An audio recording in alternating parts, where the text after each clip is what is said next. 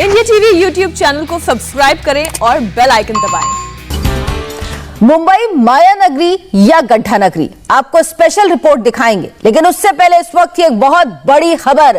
कांग्रेस महासचिव दिग्विजय सिंह के club house का सनसनीखेज ऑडियो सामने आया, जिसमें कश्मीर पर कांग्रेस की साजिश अनलॉक हो गई। ये ऑडियो बीजेपी ने जारी किया, जिसमें दिग्विजय सिंह कश्मीर से आर्टिकल 370 लागू करने की बात कर रहे हैं। दिग्विजय सिंह ने कहा कि अगर कांग्रेस पार्टी सत्ता में आई तो वो 370 हटाने के फैसले पर पुनर्विचार करेगी। दिग्विजय के क्लब हाउस चैट में पाकिस्तानी रिपोर्टर शाहजेब भी मौजूद थे। आपको बता दें कि दिग्विजय सिंह का क्लब हाउस ऑडियो 12 मई का है, जब उन्होंने पाकिस्तानी रिपोर्टर्स के सामने कहा कि कांग्रेस 370 हटाने के फैसले पर विचार करेगी। Democracy was not there in Kashmir when they revoked Article 370. Then Insaniyat was not there because they put everyone behind bars. And Kashmiriyat is something which is basically the fundamentals of secularism. Because in a Muslim majority state, there was a Hindu Raja, and both worked together. In fact, the reservation in Kashmir was given to the Kashmiri Pandits in government services. So therefore, the decision of revoking Article 370 and reducing the statehood of J&K is extremely, I would say, sad decision, and the Congress party would certainly have to have a relook on this issue. और India TV संवाददाता देवेंद्र पराशर हमारे साथ जुड़े हुए हैं। Devendra, BJP की तरफ से जो ये ऑडियो जारी किया गया है, इसमें दिग्विजय सिंह कुछ ऐसी बातें कह रहे हैं जिसकी उम्मीद कोई भी नहीं करता। वो पाकिस्तान के पक्ष में बोल रहे हैं। क्या कुछ आपको प्रतिक्रिया मिल पाई इस पर?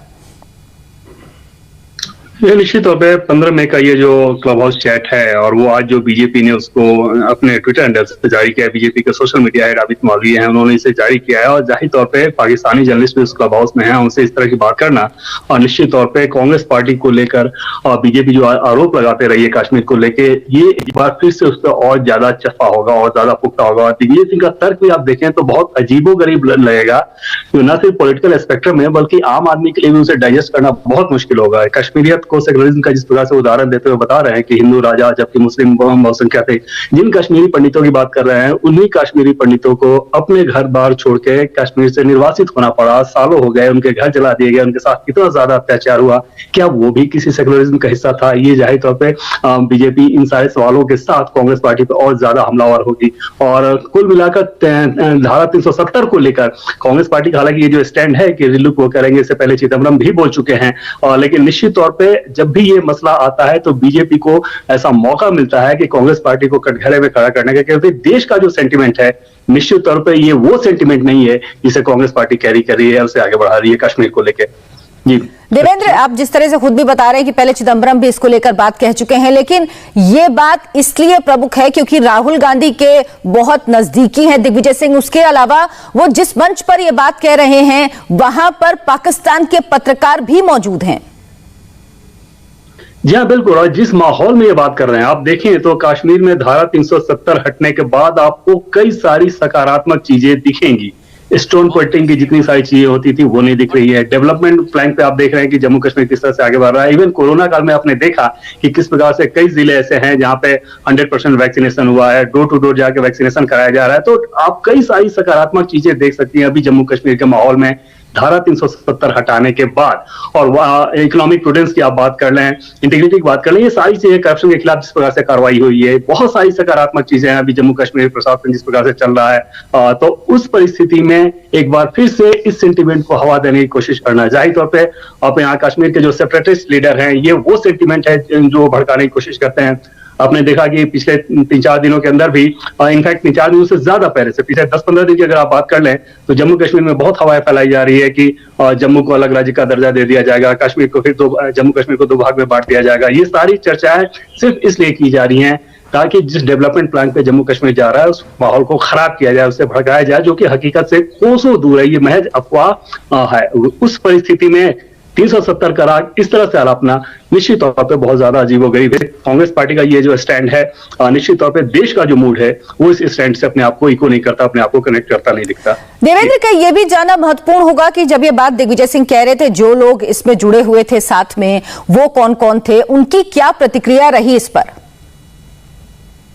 इसमें बहुत ज्यादा डिटेल्स तो अभी आना बाकी है, लेकिन जाहिर तौर पे ऐसे जब क्लब हाउस होते हैं, क्लब हाउस चैट, तो जो सेम सेंटिमेंट के लोग होते हैं ज्यादातर वो होते हैं। कुछ जरूर ऐसे होते हैं जिनके मार्फत ये चीजें लीक हो जाती हैं, लेकिन ज्यादातर लोग वैसे लोगों को जोड़ा जाता है जो कि उस सेंटिमेंट से अपने आप को कनेक्ट करते हैं, उससे अपने आप को इको करते हैं। और दिग्विजय सिंह को आपने देखा कि किस प्रकार से जो जमहूरियत, कश्मीरियत, इंसानियत, इन तीनों चीज की बात कही जाती रही है। अटल बिहारी वाजपेयी ने इस बात को कहा था, उन तीनों चीजों की धज्जी उड़ाते हुए बता रहे थे कि कैसे धारा 370 को हटाया गया और लोगों को जेल में डाला गया, जबकि हकीकत ये थी कि धारा 370 हटाने के बाद लोग उस माहौल को भड़का ना सकें, इसलिए नेताओं को नजरबंद किया गया था।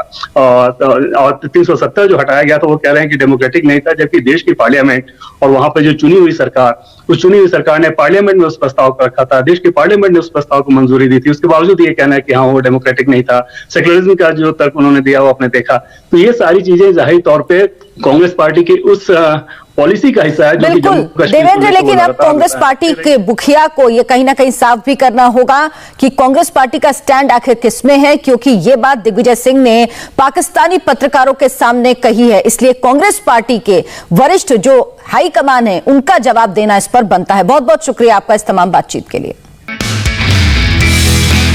नमस्ते, मैं हूं मीनाक्षी जोशी।